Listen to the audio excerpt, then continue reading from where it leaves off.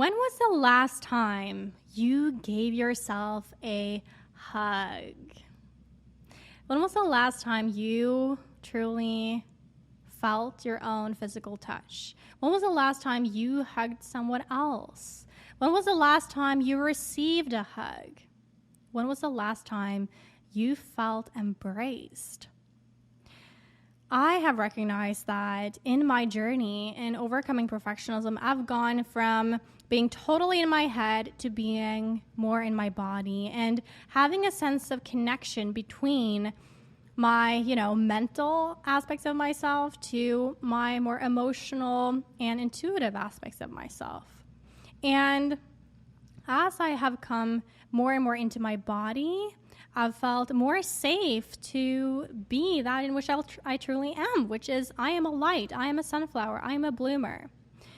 And I started thinking about this in particularly now because I am currently in Mexico as I'm recording this, and the kind of cultural norms around hugs is very different here than it is in Norway, where I am born and raised.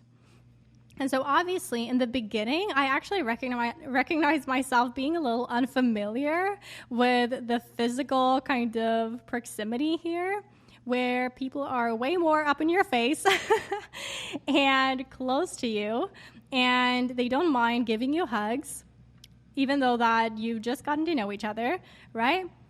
It's so beautiful. It is truly so, so, so beautiful, and it is something that I would like to integrate more and more in my life. So in the beginning, it was unfamiliar to me. Now it's become more and more familiar, the more I've kind of allowed myself to, surrender to physical touch, surrender to receiving hugs and giving hugs, and seeing how truly healing it can be. Now, here's the funny thing. The subconscious mind does not know the difference between real and imagined. And in this context, this means that your subconscious mind, right, does not truly recognize the difference between you giving yourself a hug and someone else giving you a hug. Okay, so your body responds in the same way. How do I know this? Well, I've worked with the subconscious mind for years now, and it truly does not differentiate between real and imagined. So when you imagine something, you are actually creating it, and your mind truly takes it as real, and it starts producing certain chemicals in your body, certain hormones, etc., to basically manifest that which you imagine.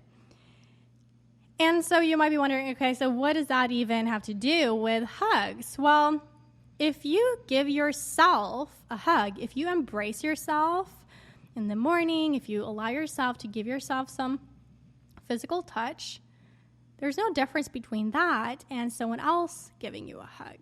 Truly, it's not, right? Your skin cannot differentiate between you giving yourself a hug and someone else. And so you begin literally producing the same kinds of hormones in your body, right? Lots of serotonin as well, which floods through your system and makes you calm down and come into your parasympathetic nervous system. So when you are stuck in perfectionism, you are typically most in your sympathetic nervous system. You're stressed, and this stress can impact you in different ways. It can put you into fight, flight, freeze, or fawn response.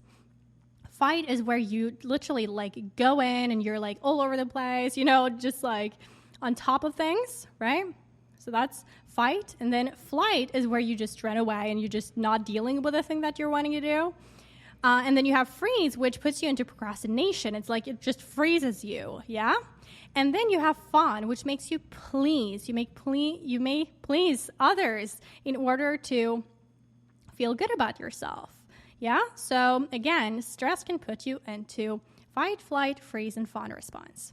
Whereas when you actually embrace yourself, you come into your body, you touch yourself, you give yourself a hug, or you invite others to hug you, or you hug others, right?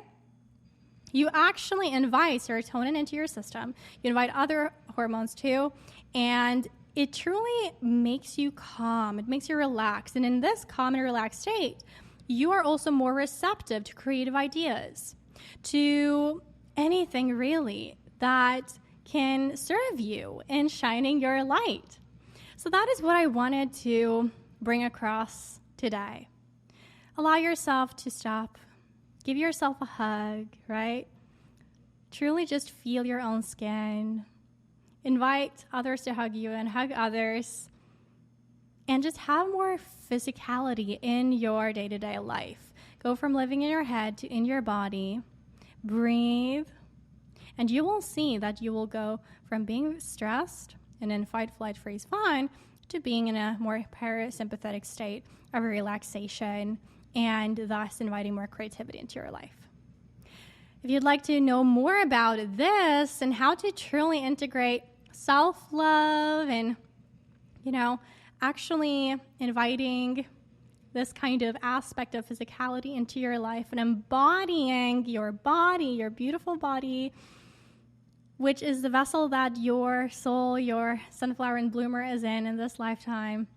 If you'd like to embody that now, definitely go to bloombeyond.com/apply to apply to join the Bloom Beyond Tribe, which is a tribe for sunflowers and bloomers to create a life and business of freedom from perfectionism with the power of the subconscious mind. So go to bloombeyond.com/apply to apply.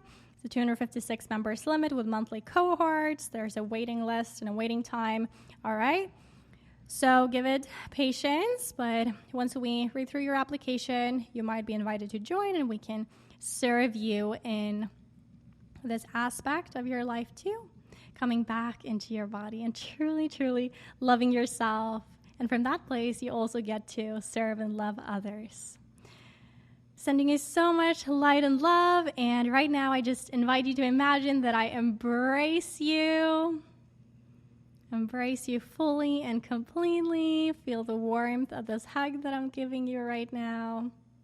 I love you, I love you, I love you. And always remember, stay bright, brave, and balanced.